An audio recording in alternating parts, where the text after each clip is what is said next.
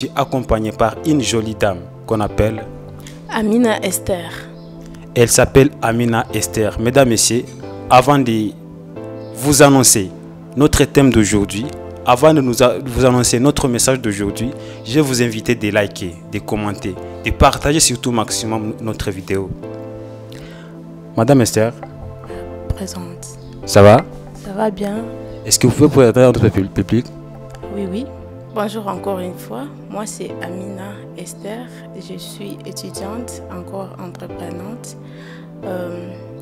Je fais le management en master, mais aussi je suis licenciée à télécommunication, ingénierie de télécommunication. Et aujourd'hui, je suis très ravie d'être devant vous, de l'Imara TV. Je suis vraiment joyeuse, contente. C'est ça le pays, je suis congolaise, chez moi c'est à Bukavu, mais aujourd'hui je suis au Burundi, Bujumbura. C'est là où j'ai fait mes études de master en management, business, gestion des affaires. Merci beaucoup. Merci beaucoup Madame Esther. Mesdames, Messieurs, comme vous l'avez entendu aujourd'hui par ses propres mots, elle s'appelle Esther. Elle est licenciée en télécommunication et elle est en train de faire le master. Elle est aussi femme d'affaires. Je voudrais annoncer les sujets un peu avant, mais quand même, on va annoncer ça ensemble. Et je vais demander l'autorisation de notre dame, de notre invitée, de nous parler de notre sujet d'aujourd'hui. Est-ce que tu es d'accord qu'on puisse lancer notre sujet d'aujourd'hui? Oui, je suis très d'accord. Vas-y. Comme elle nous autorise, notre sujet d'aujourd'hui, on va parler de l'entrepreneuriat. Mesdames, Messieurs, il y a un thème qui est à la haine aujourd'hui, il y a un message qui est à la haine aujourd'hui, il y a ce message, ce mot qui est d'actualité aujourd'hui, c'est l'entrepreneuriat. Et je ne vais pas trop parler, je vais laisser la parole à notre invitée et elle va nous dire qu'est-ce que c'est l'entrepreneuriat. Merci beaucoup. Je vais parler de l'entrepreneuriat aujourd'hui. L'entrepreneuriat, c'est l'action de... Donc, c'est une activité de produire quelque chose comme un bien ou service pour but de répondre à un besoin pour avoir un profit. C'est ça. Ou encore, l'entrepreneuriat, c'est produire une richesse et aussi des emplois. C'est en quelque sorte sur ça. Merci beaucoup. Merci pour cette riche définition. L'entrepreneuriat, c'est l'effet de créer quelque chose de nouveau, comme vous l'avez entendu par notre cher invité. C'est l'effet de créer des emplois, c'est l'effet de créer une richesse.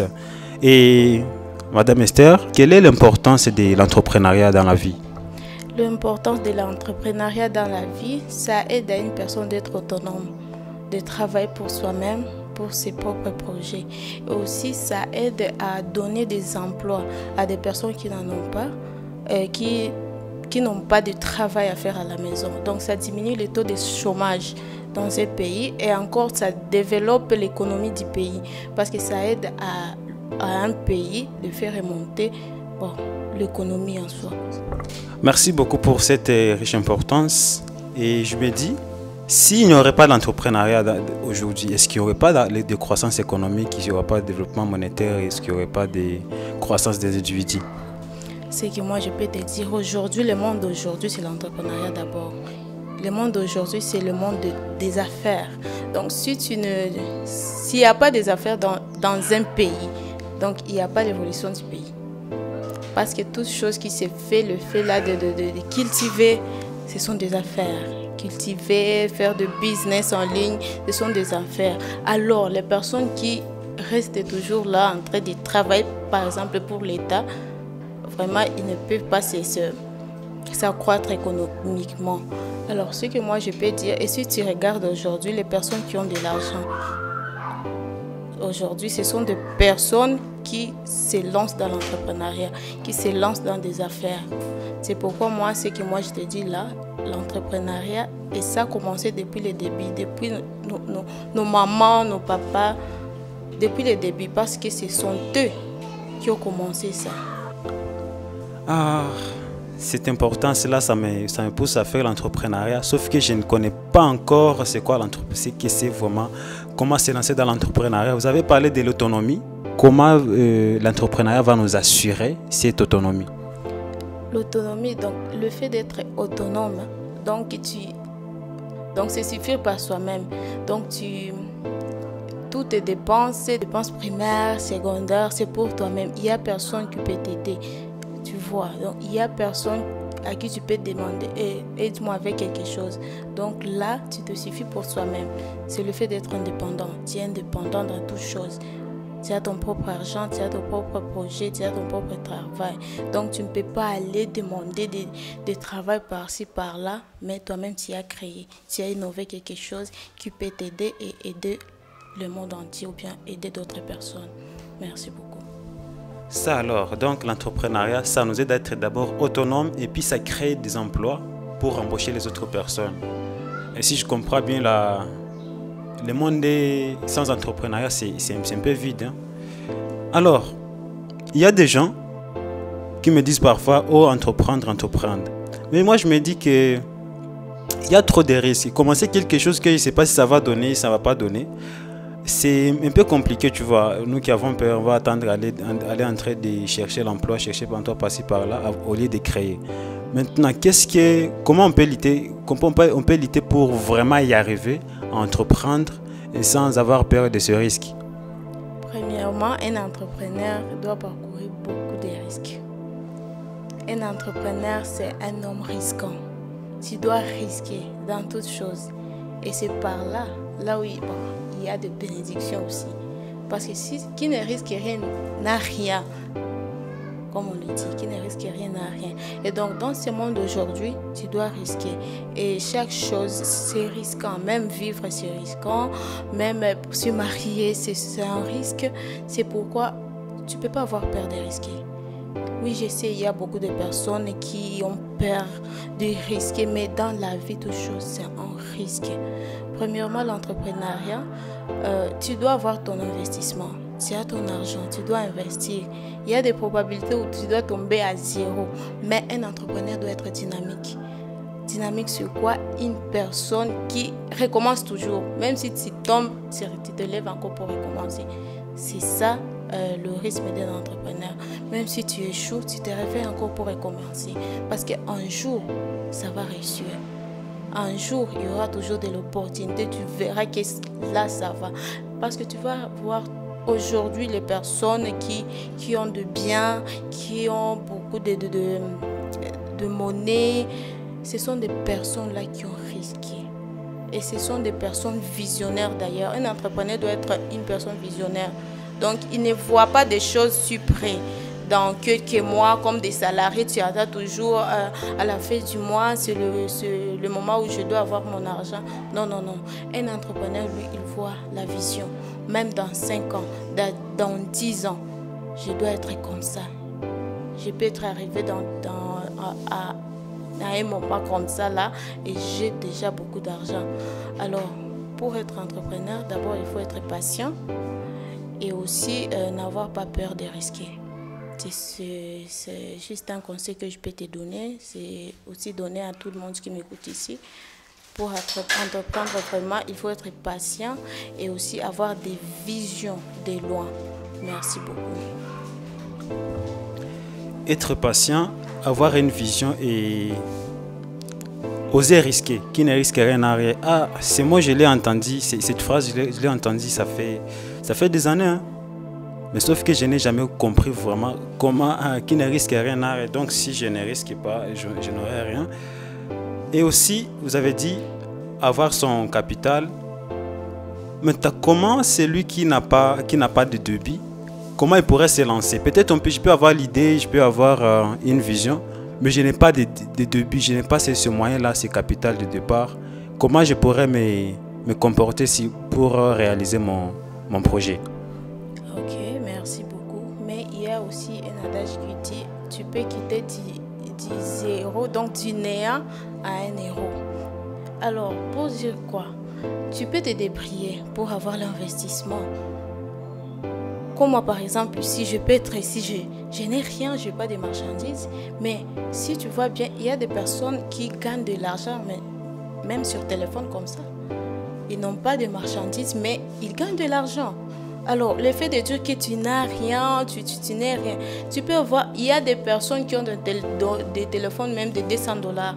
Mais quand tu lui dis d'investir, il te dit que je n'ai rien. Tu n'as rien comment et pourtant tu as un téléphone de 200 dollars, tu as un téléphone de 800 dollars.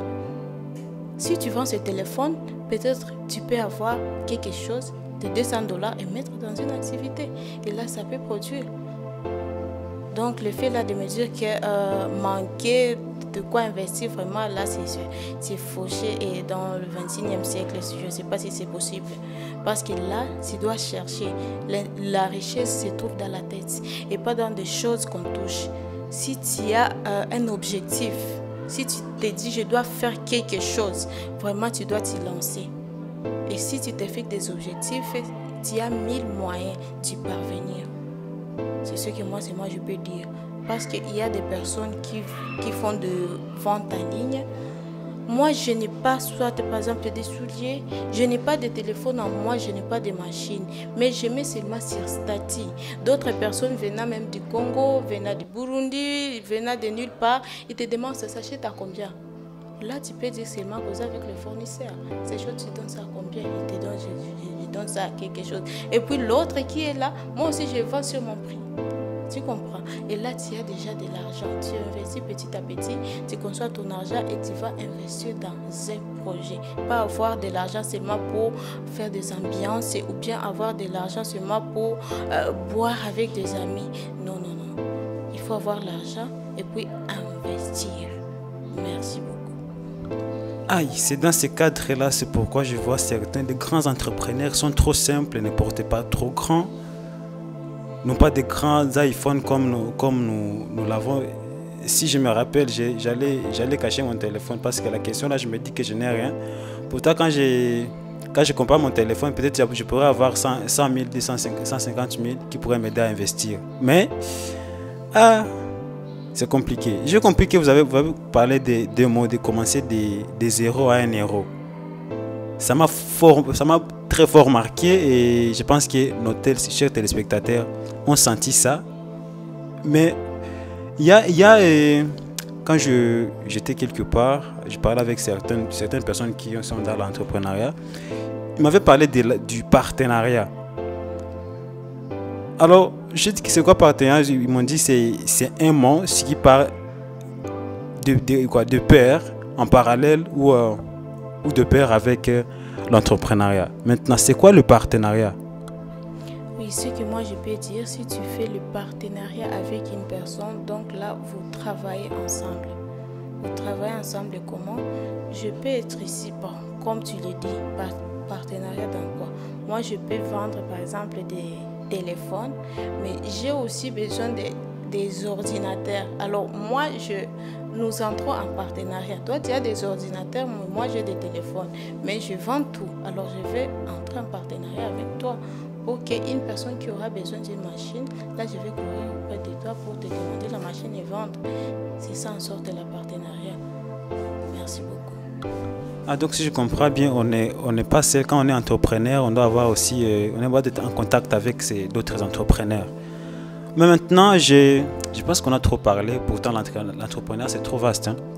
Et si c'est trop vaste, moi là, je suis journaliste et présentateur de l'émission Aymara TV. Du coup, je suis embauché, on me paie mensuellement. Je n'ai jamais eu cette idée-là de me dire que je pourrais commencer mon truc, je pourrais innover, je pourrais entreprendre quelque chose, mais ça commence à venir dans la tête. Mais maintenant, qu'est-ce qu'on pourrait conseiller à ce genre de personnes comme nous qui attendent chaque fois d'envoyer des jalonnaires, d'envoyer des CV par-ci par-là, d'attendre qu'on les embauche et toucher par mois? Et parce qu'il y a ces millionnaires qui avaient dit et le salaire ne peut pas nous rendre riches. Maintenant, qu'est-ce que pourrez-vous nous conseiller par rapport à ça, nous qui sommes comme ça? D'accord, merci pour la parole encore. Je vais répondre à ta question. Pour les personnes qui attendent toujours des salaires, vraiment moi ce que moi là je peux te conseiller, c'est pas bien. En tant qu'une personne mature, une personne du 21e siècle, si tu entends toujours des salaires, mon cher ami, tu ne deviendras pas riche et tu ne sauras pas te développer dans ce monde. Aujourd'hui, si tu restes à attendre toujours le salaire venant de ton boss, lui, il est en train d'être riche, mais toi, tu restes la même personne. Comment? Je vais m'expliquer. Ton boss peut acheter une voiture, par exemple, de 1 million de dollars, mais toi, jamais tu ne peux pas le faire. Alors, tout ce que moi, je peux te conseiller, c'est bien parce que travailler aussi, c'est pas mal. Mais en travaillant, mets-toi une idée que je travaille pour avoir le montant pour faire mes propres choses. Tu vois? Donc, tu te bats pour avoir ton montant d'investir dans quelque chose. Donc, c'est pas question d'avoir l'argent, tu travailles, rester là donc tous les jours, je sais pas quoi dire, mais c'est ça. Quand tu travailles, cherche à travailler, mais gagne ton argent et investir dans d'autres choses. Là où tu seras ton propre patron, tu seras le chef de tes projets, le chef de tes choses que tu vas investir. C'est ce que moi je peux te dire. Il faut voir même nos papas, nos parents, les salariés. Des fois, ils travaillent. Prenons l'exemple d'ici au Burundi. Le 1000 francs que tu avais en 2020 par exemple. Aujourd'hui, nous sommes en 2024. Ce n'est pas le même 1000 francs. Si tu vois très bien. Et donc, les personnes là qui conservent leur argent dans des banques sans toutefois mettre ça dans des affaires, vraiment, là, vraiment, moi, je vous conseille de risquer, de prendre cet argent-là et mettre dans des affaires. Il ne faut pas laisser ça dans des banques parce que là-bas, ça n'apporte rien. Et quand le taux monte d'aujourd'hui, tu vois que les 1 million pour toi, auparavant, aujourd'hui, ça devient, si c'est ça, c'est 100 000, je ne sais pas, c'est 200 000. C'est pourquoi, comme conseil que je peux dire, je peux rappeler à tous les jeunes, même les papas, les parents, d'entreprendre, de faire des affaires. De faire des affaires vraiment, parce que le monde aujourd'hui, sans affaires, je ne sais pas. Et il faut encore savoir une chose, aujourd'hui, il y a une technologie qui est en train d'avancer. Si tu restes seulement à attendre le travail, vraiment, il y a des robots qui travaillent déjà sur la place des personnes. C'est ça la technologie. Il y a des robots, tu vas voir même les feux rouges. Auparavant, il y avait des roulages qui étaient là en train de faire l'orientation de la route, code de la route. Mais aujourd'hui, il y a déjà des feux rouges. Donc, il y a toujours l'innovation. C'est pourquoi il ne faut pas rester là-bas. Il ne faut pas rester sur soi-même, d'attendre seulement le travail. Non, non, non. Il faut entreprendre des propres, là où tu seras boss de toi-même. Merci beaucoup. Merci. Et si j'ai bien compris, nous qui travaillons, qui avons un salaire par mois, il faudrait épargner pour nous constituer notre capital, c'est ça? Oui, c'est ça. Vraiment, il faut constituer votre capital pour entreprendre votre propre projet, pour innover quelque chose et créer quelque chose, créer des affaires pour avoir des profits, bien sûr. C'est ça. Merci beaucoup, chers téléspectateurs. J'espère que vous avez compris avec intérêt ce que notre cher invité nous a dit par rapport à l'entrepreneuriat. Là, je comprends que je suis en train de perdre le temps, mais quand même, je comprends que je devrais entreprendre. Et pour entreprendre, je devrais me constituer un capital. Et avec ce capital, peut-être je pourrais épargner autant de fois pour me constituer ce capital. Et ça, c'est le conseil qu'on donne à nos chers téléspectateurs. Et Madame Esther, quel est le dernier mot que vous pourrez adresser à nos chers téléspectateurs?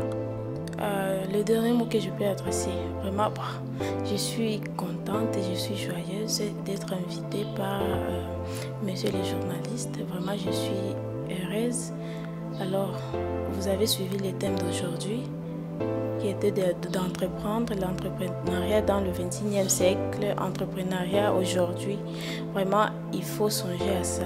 Tout ce que je peux vous demander, il faut songer à ça vraiment. Si vous êtes encore salarié, il faut épargner pour entreprendre. Les jeunes d'aujourd'hui, je vous appelle vraiment de faire ça. Parce que le monde d'aujourd'hui, la technologie avance. Merci beaucoup. Je n'ai pas beaucoup à dire, mais je suis heureuse d'être invitée. Et merci encore. Merci.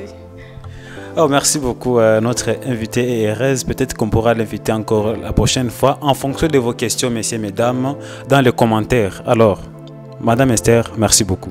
Merci aussi. Merci vraiment. Merci, chers téléspectateurs. C'était Imara TV par la voix de MC André Martial, votre journaliste, votre habitué de chaque jour. Et aujourd'hui, on était avec notre invité de marque. On a parlé de l'entrepreneuriat. Vous avez compris tout ce qu'il faut faire pour entreprendre, pour arriver à cet entrepreneuriat. Les grands mots que j'ai compris là pour nous, les travailleurs, c'est d'épargner pour se constituer un capital de départ.